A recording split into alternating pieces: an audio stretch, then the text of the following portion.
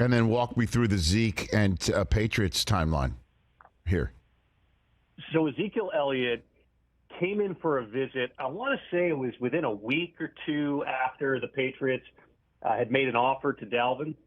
And with Zeke, what I was told was he had the initial meeting, he had the visit, everything went well. But at that point, the Patriots weren't in the money ballpark that he wanted to be in.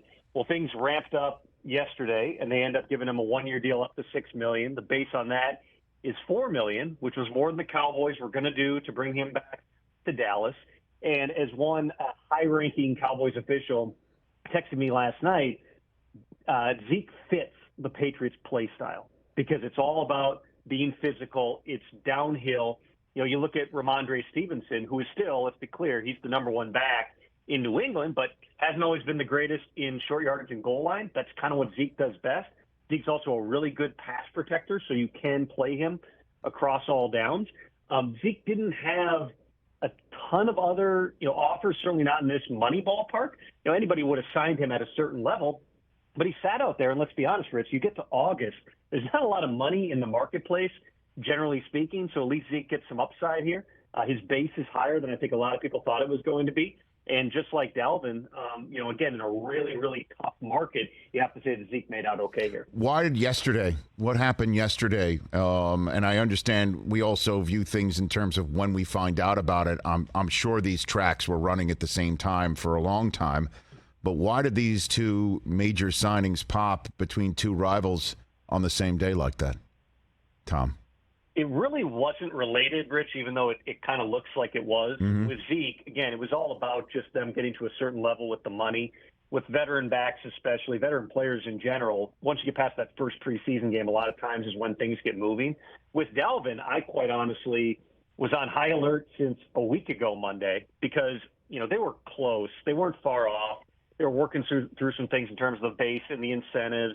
And then things kind of went quiet because remember the Jets went down to Carolina for a few days because they had they had one joint practice and then they also had their preseason game. So once they got back in the building, they reconnected on Monday. Everything ramped up really quickly, and they were able to get to a good place. But it wasn't as if they did a ton of work yesterday.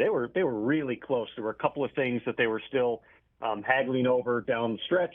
Those things got, they came to an agreement on it, and Dalvin got what he wanted, which is he's now a member of the Jets. And so which are the teams that lost out, that were in on both of these guys that learned yesterday they were not getting them?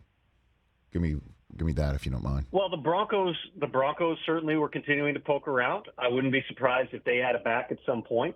With Miami, I know that they like, their draft pick, and they like some of the guys they've got on the team, but they don't have a Dalvin Cook-style home run hitter.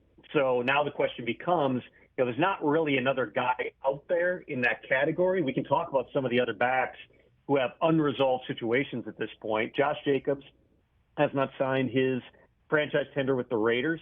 I know there's been communication, but nothing's close to happening on that front. I don't, at this moment, anticipate the Raiders rescinding the tender. I don't anticipate the Raiders trading Josh Jacobs. And so now the question becomes, as we kind of count down the few weeks here we got left till week one, at what point and under what circumstances can they try to find a middle ground and get Jacobs back in the building?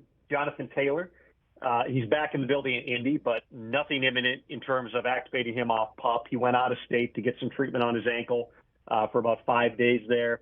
He's still on the PUP list, still not practicing, still wants to be traded or paid. Nothing's really rolling at this point on that front, certainly not on the trade front. And then J.K. Dobbins, who returned to practice a couple days ago with the Ravens, you saw John Harbaugh hugging him, Lamar Jackson high-fiving him. You look back at the numbers down the stretch last season, J.K. Dobbins was as effective as any back in the NFL over the last 5 or 6 games. And he's due, a minimum, not quite the minimum, but a lower number in 2023. I would think that at some point that's going to need to be addressed as well. All of which is to say, I don't know that there's really a back available to fill one of those slots. Obviously, Leonard Fournette is still on the market. Kareem Hunt is another one. He visited the Colts, the Saints, and the Vikings. I would think that whether it's one of those teams or somebody else, now that the market's kind of set with Zeke signing, Kareem can look for something in that general neighborhood in terms of a lower base and then some incentives to get him back to a decent number for him. That's really it. So, we've still got a couple of weeks here till the final preseason game. I talked with several GMs yesterday about the fact the whole cadence of the transactional period in August is different this year. Because go back, before COVID in 2020 when all the rules started changing, there was 4 preseason games, there were 3 cut downs, there were no veterans on practice squads, there was a smaller practice squad. Now all that's different. We got 1 cut down this year, and it is 2 weeks from today. So you're going to have, in a probably 48-hour span or so, whatever 37 times 32 is, it's about 1,000 guys who end up out there. But that also changes the natural progression of a lot of times you'd see those trades get done before the second cut down. Veterans would get released before the second cut down. Now there's 1.